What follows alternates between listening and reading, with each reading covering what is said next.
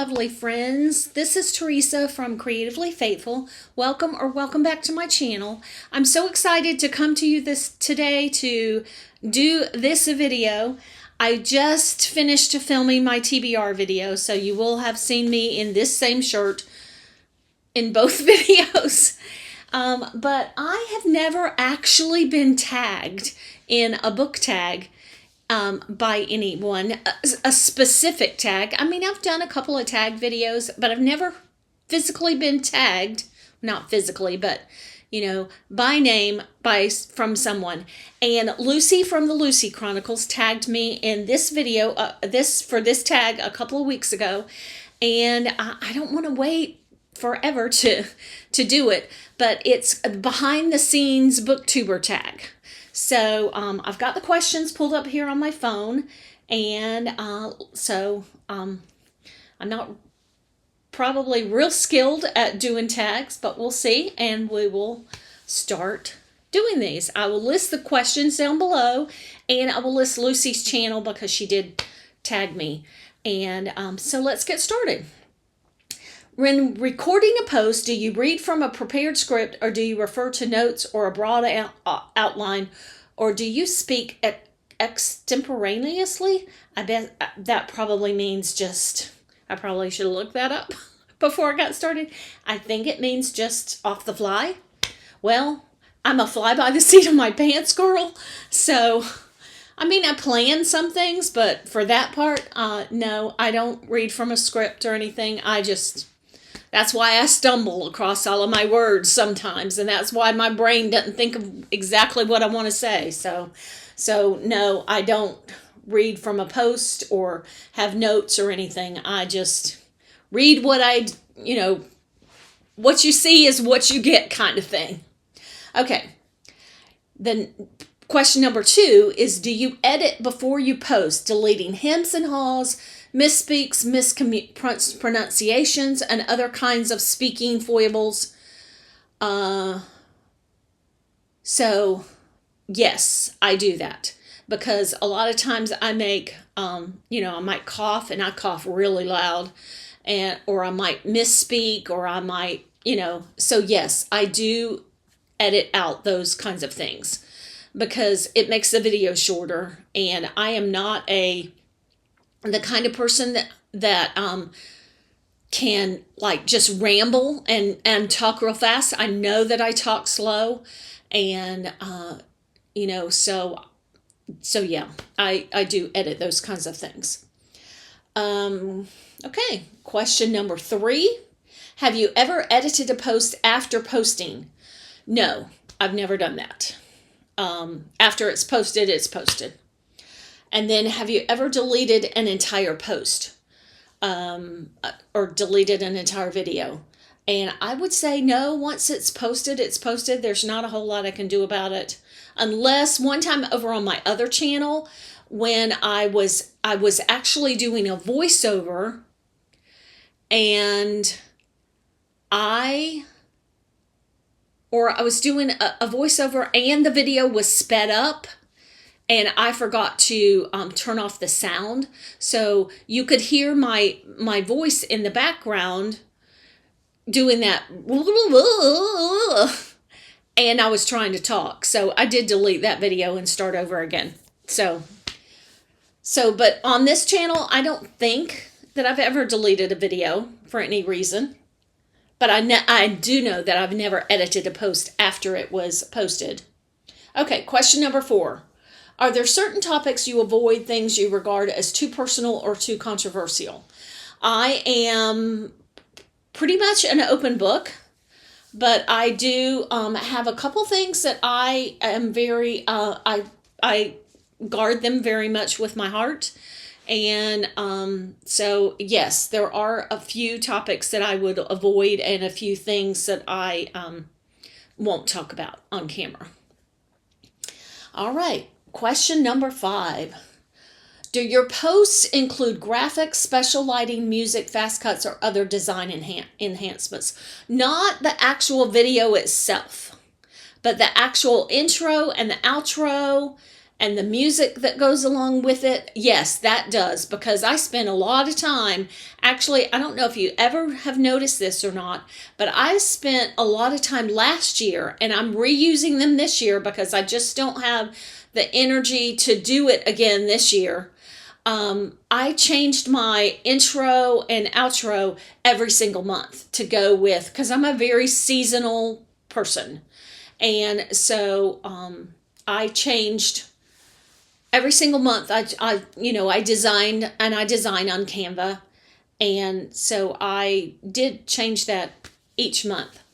It got harder towards the end of the year last year because of my health issues. So at the end of this year, you might see from, a while back. But anyhow, so I do, but only in the very beginning and the end, and the music that goes with that. Okay, question number 6. Do you have a target number of posts each week? I used to have, but last year I kind of got burnt out. Not only because I was doing too much and posting too much. I have 2 YouTube channels. I'm a paper graphics designer, a retired person that's a paper graphics designer that has what's been the best job ever that I've ever had, but it does keep me pretty busy. So I lost my train of thought. So do I have a target number of posts? So last year I was just trying to do too much. And then with my health challenges on top of that, I realized that this year I needed to scale back. So right now I'm just kind of fumbling along, and I'm putting up videos when I can. And that's just the way it's going to be for now. I would love to put up, 2 or 3 videos a week, but, I can't do that and, take care of my other channel as well. Because my other channel is where I do most of my promoting for the company that I work for. So anyhow, so that is that. When I can get a more set schedule, I will let you guys know. All right. Question number 7. Are there certain themed posts you contribute to regularly, such as Poetry Thursday or What Are You Reading Wednesday? Last year I did Worshipful Wednesday, I did Mapping on a Monday, and then this one didn't really flow, but I did all my creative journaling posting on Fridays. So I may go back to one of those or a couple of those. Just stay tuned and you'll see what I might go back to. I'm really prayerfully considering what I'm going to continue to put out on a very regular basis. Okay, question number 8. How important to you is the number of your subscribers? This question has a bunch of questions. Okay, it's only important to me because this is a channel that is a booktuber channel, a faith-based channel, a journaling channel, which most of my journaling and content and all goes real well with the faith-based, and a planning channel. Now, I've kind of let the planning fall to the wayside and, just been really focusing on the faith-based and the creative journaling. But for the most part, it's a faith-based channel. And so what is important to me as to the number of subscribers is the number of people that I'm reaching for Jesus. So that is what is most important. Is there a target number you're hoping to reach? No. What I reach, I reach. I don't have any real control over that because I can't right now commit to, okay, I'm being consistent here, I'm doing this here, I'm doing this to promote. I can't commit to that. So no, there's not a target number. If you don't hit your target, would you consider dropping out of BookTube? No, because none of the reasons that I would do that. The only reason that I would just completely disappear is because of health challenges. That's it, because it's not working for me any longer along with my health. Are your posts designed to attract new subscribers? I hope so. I don't really know the answer to that question except to say, I hope so. I'm hoping I'm reaching more people. Are you distressed if you lose subscribers? No, not anymore. I used to be a long time ago on my card making channel. I used to like just really be sad and I'm sad if I lose subscribers, but I don't get distressed about it or anything. It does make me a little sad. Sorry, my nose is itching. Number 9, do you always respond when tagged? This is the first time I've ever been tagged, so yes, I responded. And number 10, do you respond to viewers' comments? Are your responses lengthy or only a thumbs up or down?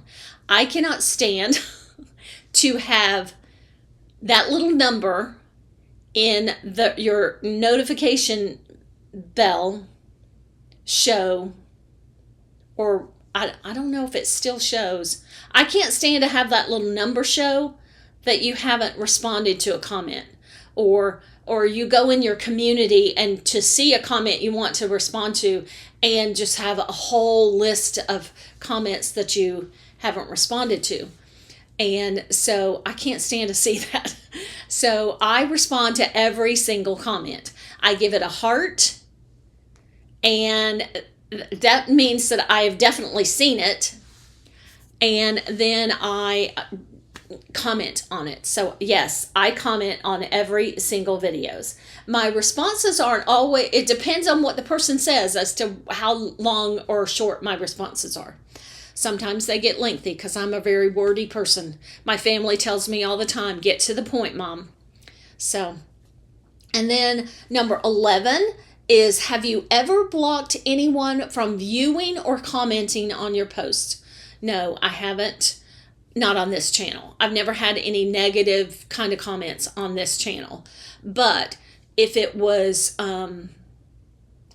really nasty, yes, I would comment. I would block them from viewing or commenting because I don't need that kind of nastiness. And then the last question was, I didn't even copy the last question. The last question was to consider tagging some friends. Well, I don't know who has ever done this video or this tag or whatever. I'm very new to the tagging deal. So I guess the only person I'm going to tag in this one maybe is my friend Molly. So Molly, consider yourself tagged. I will link Molly's channel in the video down below and in the comments down below. And I will also link Lucy for tagging me. Thank you, Lucy, for tagging me. I enjoyed doing this, enjoyed answering those questions.